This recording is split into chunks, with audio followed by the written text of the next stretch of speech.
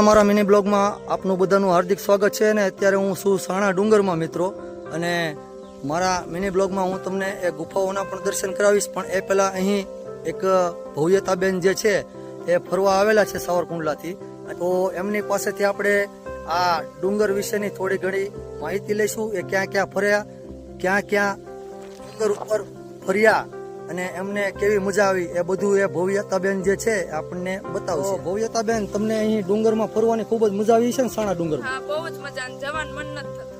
વાહ ભાઈ વાહ. તો તમે ત્યાં ડુંગર ઉપર શું શું કઈ કઈ ગુફા જોઈ? અમે ત્યાં ભીમના લગ્ન થયા હતા તે ચોરી જોઈ, અને ત્યાં એક ભીમનો ગોળો છે તે પણ જોયો, અને ઘણા લોકો તેને શિવલિંગ પણ કહે છે, તેની પૂજા પણ કરે છે. વાહ, ખૂબ સરસ. અને તમે હવે તમને અહીં આવવાનું મન થાય? હા, બહુ જ. તો હવે તમે પાછા ફરીવાર ક્યારે આવશો? ઓલા ચોમાસે આવવાના? એ પહેલા એક વાર નહીં આવો? દિવાળી. તો આ સાણા ડુંગર તમે આની પહેલા ક્યારે આવેલા? ના.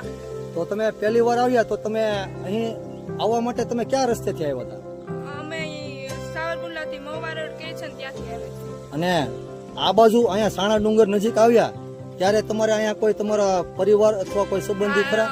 અમારા પેલા જૂના સંબંધી છે ને, ત્યાંથી અમે અહીંયા સાથે ફરવા આવીએ છીએ. તમે બધા સાથે આવ્યા એમ ને? હા. તો આ ભવ્યતાબેન જે છે એમણે ખૂબ સરસ મજાની વાત કરી. એમના કોઈ અહીં સંબંધી જે છે જૂના, એમની સાથે એ લોકો જે છે ફરવા આવેલા છે અહીં. અને ભીમનો ગોળો અને ભીમની ચોરી એટલે કે લગ્ન મંડપ, એ બધું તમે જોયું.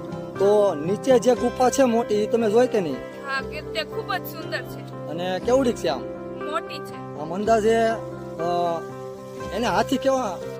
તો ભવ્યતાબેન, તમે જે નીચે ગુફા છે એ જોઈ તમે? હા, તેને હાથીખાનું કહેવામાં આવે છે, અને ત્યાં 50 કરતા પણ વધુ હાથી સમાય શકે એટલી જગ્યા છે. વાહ. અને આ લોકવાયકા એવી છે કે અહીંયા જે પાંડવો આવ્યા હતા એ તેણે એક જ દિવસમાં ને એક જ રાતમાં ગુફા બનાવેલી છે. આ બધી ગુફા? હા.